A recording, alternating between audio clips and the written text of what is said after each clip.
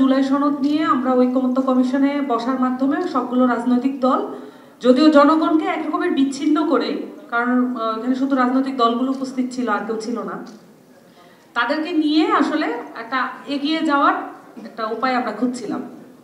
কিন্তু আমাদের দেশের পলিটিশিয়ানদের যে পারফর্মেটিভ পলিটিক্স, এই পারফর্মেটিভ পলিটিক্সের কারণে আমরা সবসময় আসলে জনগণের যে আশাকাঙ্ক্ষা সেখান থেকে আমাদের পলিটিশিয়ানরা বিচ্ছিন্ন হয়ে পড়েন।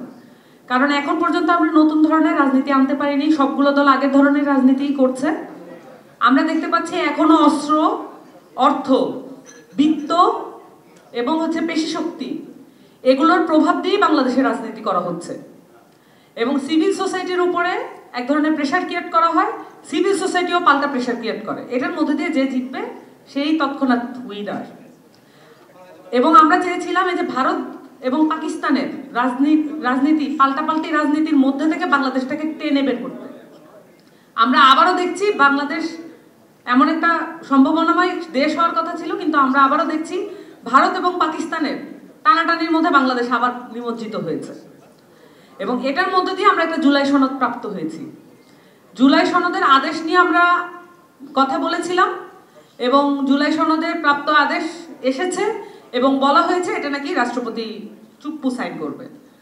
এটা যে রাষ্ট্রপতি বলতে হচ্ছে এটাই তো দুঃখজনক। আমরা বলেছিলাম যে এই রাষ্ট্রপতি থাকা যাবে না, তখন সাংবিধানিক সংকট দেখানো হলো। এই সাংবিধানিক সংকট শব্দটা শেখ হাসিনার খুব প্রিয় শব্দ ছিল এবং পরবর্তীতে আমরা দেখলাম যে এই রাষ্ট্রপতিকে রাখা হইল এবং রাষ্ট্রপতিকে দিয়ে এখন সাইন করানো হবে।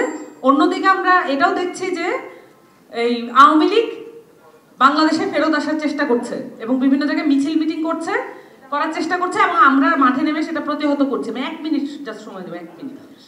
এটা প্রতিহত করার চেষ্টা করছি একদিকে, অন্যদিকে আওয়ামী লীগের রাষ্ট্রপতি দিয়ে আমরা জুলাই সনদ স্বাক্ষর করার চেষ্টা করছি। এই যে পারফরমেন্স, আমরা যে বারবার একটা দিকে শুধুমাত্র ধাবিত হচ্ছি এবং জনগণের সাথে এই মোটা দাগে প্রতারণা করছি, এটার ভবিষ্যৎ কি দাঁড়াচ্ছে যদি আমরা প্রত্যেকে একত্র হতে না পারি? এখানে মূল প্রসঙ্গ কি জাতীয় ঐক্য। জাতীয় ঐক্য কার জন্য? এটা আপনার আমার স্বার্থের বিষয় না, এটা দলগুলোর স্বার্থের বিষয় না, এখানে জনগণের স্বার্থের বিষয়। বাংলাদেশকে যদি আপনি পরিবর্তন করতে চান, দলীয় স্বার্থ পুরোটা বাদ দিতে হবে। এটা এনসিপি কে যেমন দিতে হবে, এটা বিএনপি কেও দিতে হবে, জামাতকেও দিতে হবে। কিন্তু এই দ্বিদলীয় স্বার্থের টানাটানির মধ্যে বাংলাদেশকে আর পড়তে দিতে পারি না আমরা। জুলাই সনদের যে অবস্থা করা হয়েছে, এই রাষ্ট্রপতি সাইন করার ব্যাপারটা, এইটা কিন্তু বাংলাদেশে একটা দীর্ঘমেয়াদী অচল অবস্থায় এনে দিবে।